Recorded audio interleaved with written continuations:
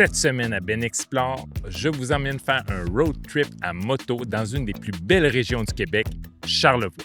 Et ça commence maintenant!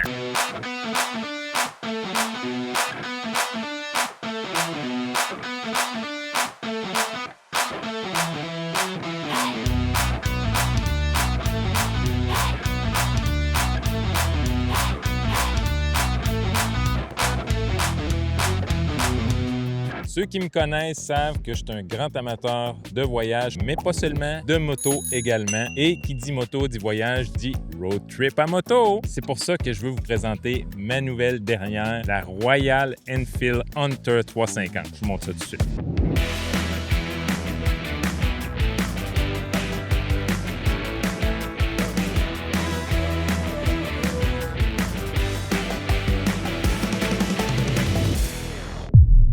Revenons un petit peu en arrière pour voir l'histoire incroyable de Royal Enfield. Fondée en 1893 en Angleterre, Royal Enfield a commencé par fabriquer des bicyclettes. Leur premier modèle de moto a vu le jour en 1901, marquant le début d'une aventure incroyable. Pendant la Deuxième Guerre mondiale, Royal Enfield s'est forgé une solide réputation en équipant l'armée britannique. Leur slogan « Make like a gun, goes like a bullet » symbolisait parfaitement la robustesse et la fiabilité de leur moto. Dans les années 50, Royal Enfield a ouvert une usine en Inde et lancé le modèle Bullet, qui est rapidement devenu le symbole de durabilité. En 1994, l'entreprise indienne Eicher Motor a racheté Royal Enfield, modernisant ses technologies tout en gardant l'esprit classique. Aujourd'hui, Royal Enfield est célèbre pour ses modèles rétro et modernes, comme l'Interceptor 650 et la Continental GT. La marque continue d'attirer des passionnés de moto à travers le monde. Une marque qui a su traverser les âges tout en restant fidèle à son héritage. Mon voyage commence au départ de Trois-Rivières, direction Québec.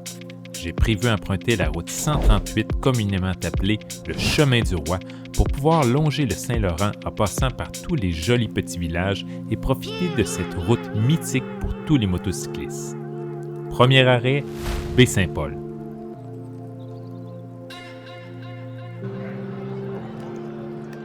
Un des incontournables qu'on peut trouver dans la région de Charlevoix, c'est Baie-Saint-Paul. Il faut absolument faire un petit arrêt de quelques heures là-bas. Ça vaut la peine. Il y a toutes sortes de boutiques, de restaurants, de galeries d'art, de cafés. Il y en a pour tous les goûts, puis c'est super beau. Fait que promenez-vous dans les rues, c'est très animé, puis c'est un incontournable à faire, absolument.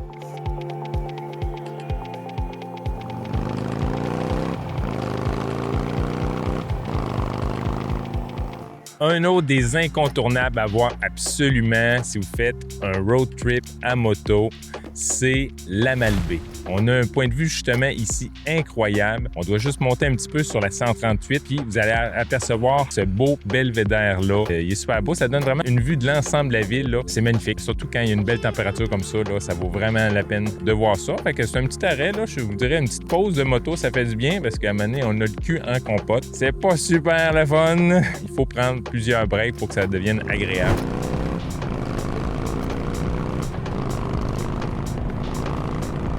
Je vous encourage aussi à venir voir le quai de la Malbaie. C'est un endroit aussi où vous allez avoir un autre point de vue de la Malbaie. C'est très beau. Il y a même un petit gazebo juste au-dessus là, quand il fait très chaud. Un décor fantastique sur le fleuve Saint-Laurent là, qui est juste ici.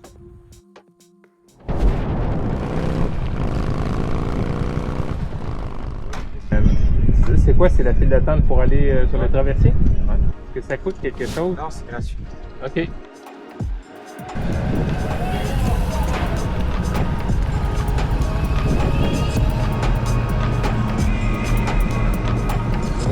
Merci. C'est bon.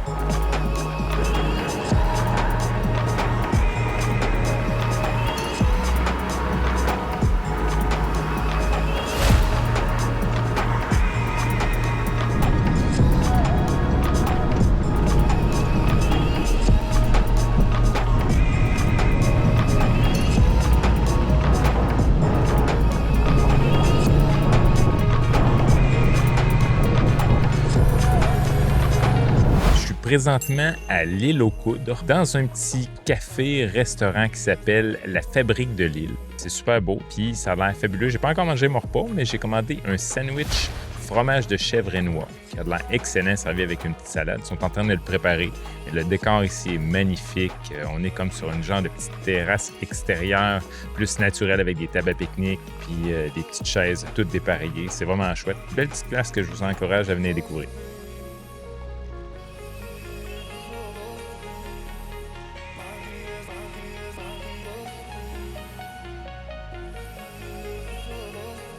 C'est prêt, c'est local, c'est juste merveilleux. Découverte par Jacques Cartier en 1535, l'île aux Coudres doit son nom aux nombreux noisetiers ou coudriers qui y poussaient. L'île est devenue une paroisse en 1728 et a vu naître une communauté de pêcheurs et d'agriculteurs. Aujourd'hui, elle attire des visiteurs pour sa tranquillité et ses paysages pittoresques. Un incontournable de l'île aux Coudres est la visite des moulins à eau et à vent. Ces deux joyaux historiques presque uniques au Québec témoignent de l'ingéniosité des anciens. Le moulin à eau datant de 1825 est encore en fonction et offre un aperçu fascinant du passé industriel de l'île. Quant au moulin à vent, il est l'un des rares survivants de son époque. Leur visite est une véritable immersion dans l'histoire locale et une expérience à ne pas manquer. Les visiteurs peuvent aussi profiter des pistes cyclables, des sentiers pédestres et des vues imprenables sur le fleuve. N'oubliez pas de déguster les délicieuses spécialités locales comme le cidre et les produits de la mer. L'île aux Coudres, un lieu où l'histoire et la nature se rencontrent pour offrir une expérience inoubliable.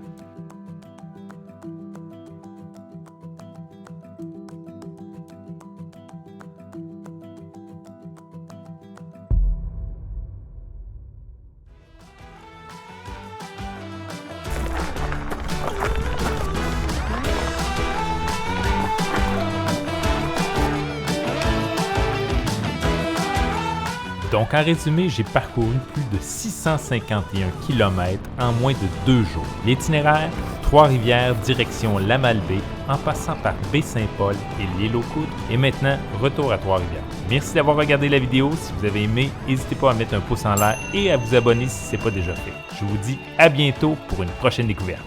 Ciao!